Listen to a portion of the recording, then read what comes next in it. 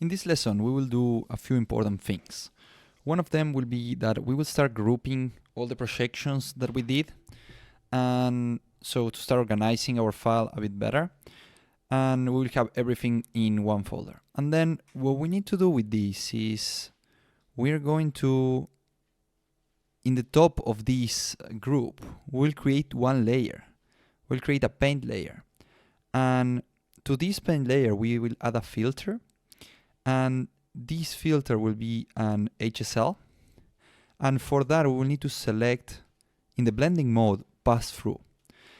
This will allow us to control all the textures that are within that group under that layer that it has passed through. And with this, we will be able to control the hue, saturation, and lightness that we have from all the projections to match the best as possible the texture that we have from our previous course on the face. So as you see, we will need to start blending these two textures, right? Because we are not going to project on the face itself. We'll use the same texture from the head. So with this, we'll use that HSL and we'll try to match it as best as possible. Then we'll paint on top, so it's not a big deal, doesn't need to be exactly, but yes, it's good to have it as best as we can.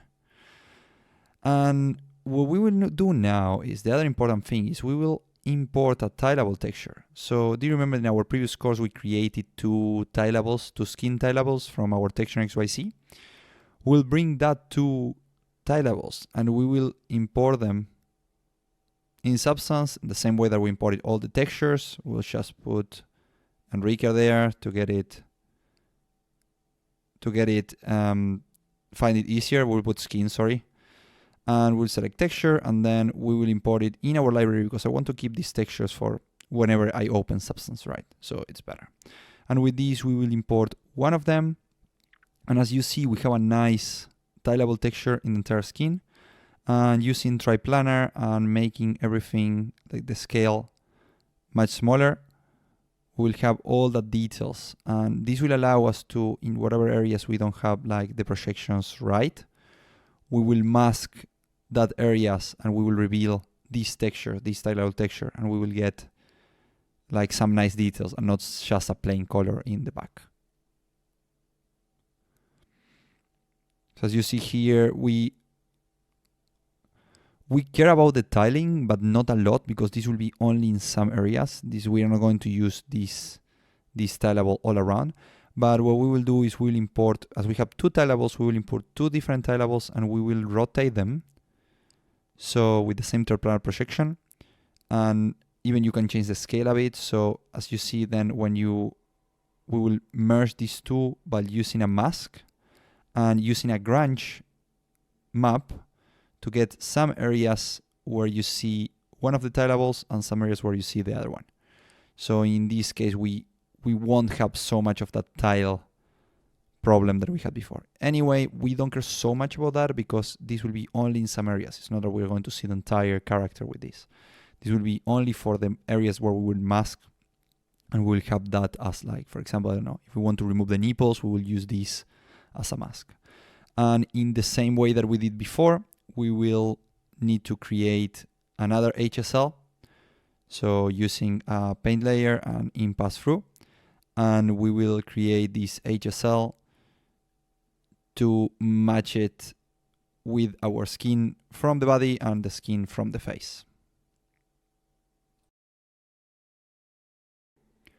With our tilables in place, what we need to do now is to work on the mask, right? So now we will get a mask in the group, and with a paint layer, as you see me doing here, we'll select the areas where we want to remove from the projections, and we will keep the tilable there. In this way, I'm doing like a big patch just to get the HSL properly, and I will test with our HSL to get the colors right. So this again is, you need to be patient to get the right value, and if you see there is like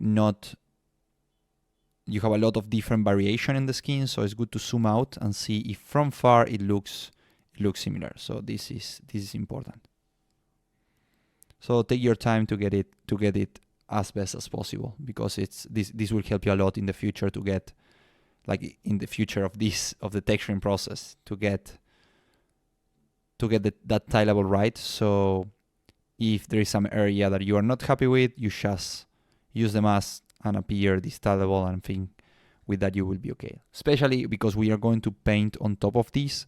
It's not that this will be the final texture. We will have like a lot of paint with different masks and different colors, different values and stuff. And we will add a lot of breakout on top of this, so this will get like all these errors that we see in the texture will get lost in that process. So as you see, it's important to use this tilable in areas, for example, where you have a lot of shadows or really strong highlights.